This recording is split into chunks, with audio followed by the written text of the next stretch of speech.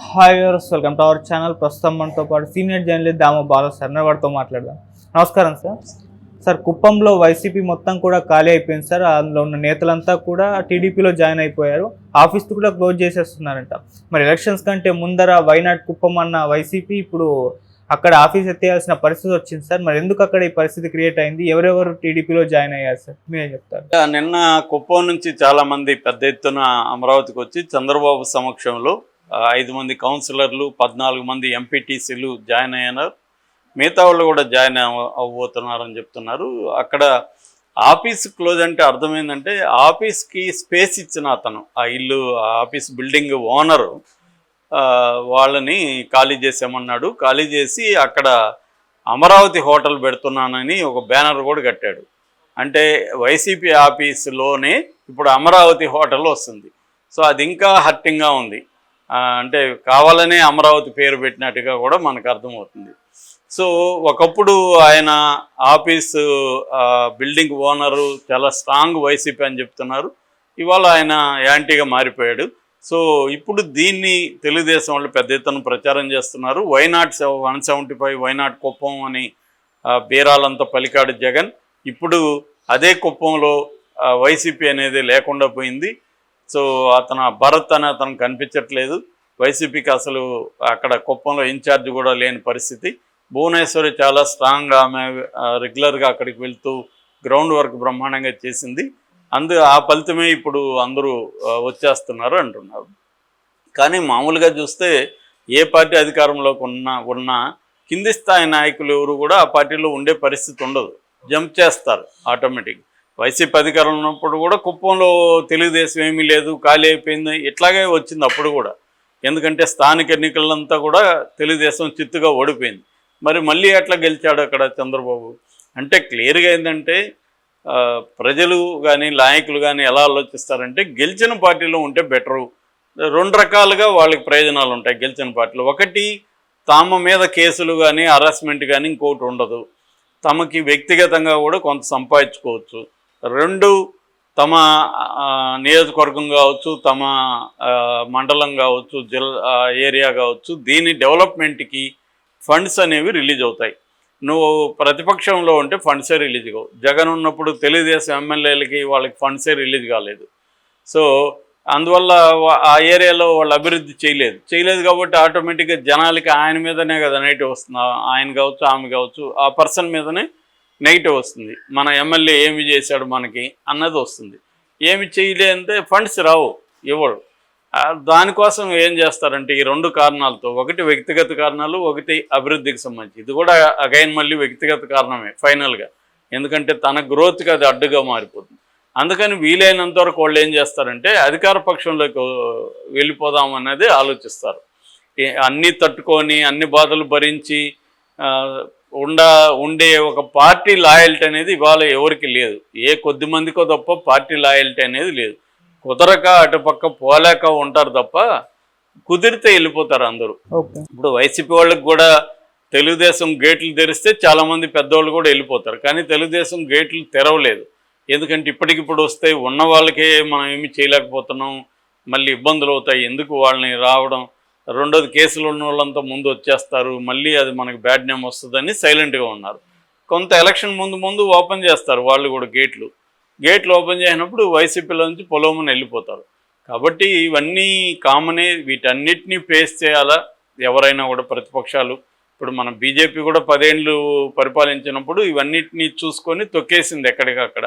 అయినా కూడా BJP third ఎన్నికల్లో ఎందుకు 60 సీట్లు కోల్పోయింది అంటే ప్రజల్లో కూడా ఎవరు కూడా ఇప్పుడు ఇవాళ ఉన్న పరిస్థితుల్లో 10 ఏళ్ళు పరిపాలించి ప్రజల్లో మంచి పేరు సంపాదించుకోవడం కష్టం. ఎందుకంటే ఉద్యోగాలు ఒకటి, యాస్పైరింగ్ ఇండియా. మన దేశంలో దాదాపు 50-60% యూత్ ఎక్కువ ఉంటారు.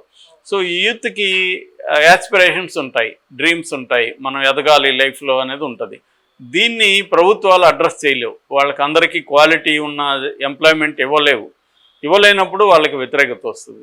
అట్లాగే ధరల కంట్రోల్ అనేది ఎవడు అధికారంలో ఉన్నా సాధ్యం కాదు. మార్కెట్ విచిత్రంగా బిహేవ్ చేస్తుంటుంది. ఆ మార్కెట్ ప్రపంచ మార్కెట్ సూత్రాలకు అనుగుణంగా వ్యవహారాలు నడుస్తుంటాయి.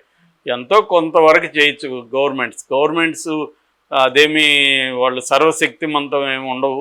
వాళ్ళకి కూడా లిమిటేషన్స్ ఉంటాయి. వాళ్ళు పనిచేసే పరిస్థితిలో వాళ్ళు పనిచేయాలి తప్ప దాన్ని అధిగమించి చేయలేవు గవర్నమెంట్స్ కూడా. కాకపోతే ఏంటంటే ఎన్నికల్లో ఇష్టం వచ్చినట్టు హామీలు ఇచ్చేస్తారు. ఎందుకంటే ఏదో ఒకటి చేసి గెలవాలి కాబట్టి. వాళ్ళకి కూడా తెలిసి వాళ్ళున్న అన్ని రాజకీయ పార్టీలకి నేను చెప్తున్న సత్యం అందరికీ తెలుసు అది. కానీ ప్రజల్ని ఏమార్చి ఏదో ఒక రకంగా అధికారంలోకి రావాలని ట్రై చేస్తుంటారు.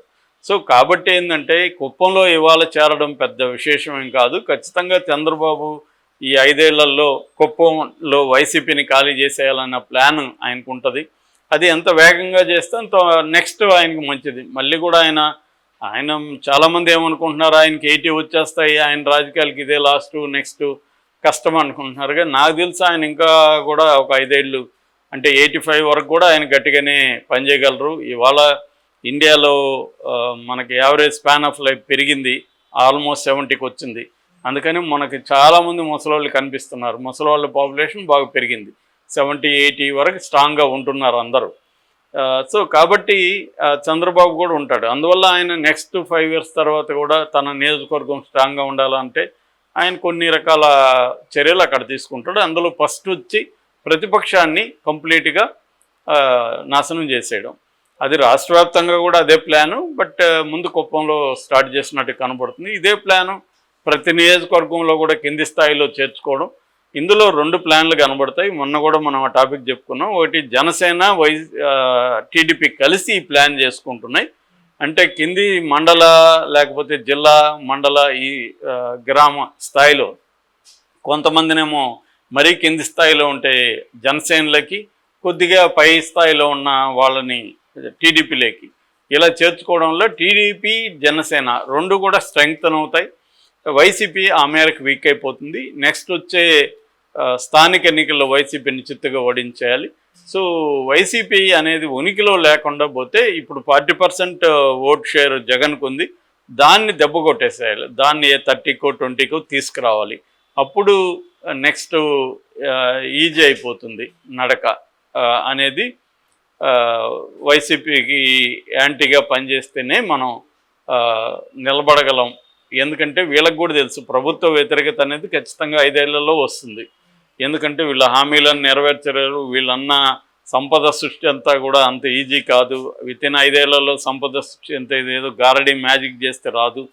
కాబట్టి వీళ్ళకి తెలుసు ప్రభుత్వ వ్యతిరేకత ఖచ్చితంగా యాంటీ ఇన్కంబెన్స్ అనేది స్ట్రాంగ్గా వస్తుంది. ఈ యాంటీ ఇన్కంబెన్స్ని క్యాష్ చేసుకొని దాన్ని ఓట్లుగా కన్వర్ట్ చేసుకునే ఒక స్ట్రాంగ్ పార్టీ ఉండకూడదు. ఆ పార్టీ వైసీపీ. ఆ పార్టీని దెబ్బ కొట్టేస్తే మనకి యాంటీ ఇన్కంబెన్స్ ఉన్న విధి లేని పరిస్థితిలో మళ్ళీ మనకే ఓట్లేస్తారు.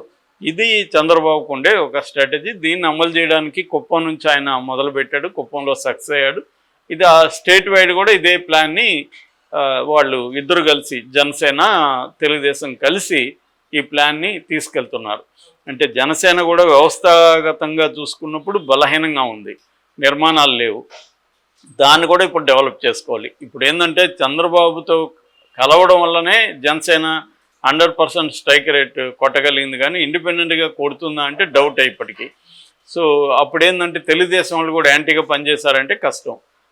సో ఒకవేళ రేపొద్దున మనం కానీ బలహీనంగా ఉంటే చంద్రబాబు కూడా రేపు ఇప్పుడు అవసరం కాబట్టి పెట్టుకున్నాడు, రేపు సొంతంగా మనకే అధికారం వస్తుంది అనుకుంటే పవన్ కళ్యాణ్తో ఎందుకు షేర్ చేసుకుంటారు రేపొద్దున?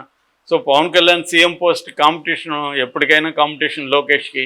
కాబట్టి పవన్ కళ్యాణ్ని ఎదగనీయకుండా చూసుకోవాలనేది కూడా చంద్రబాబు ప్లాన్ ఉంటుంది ఖచ్చితంగా.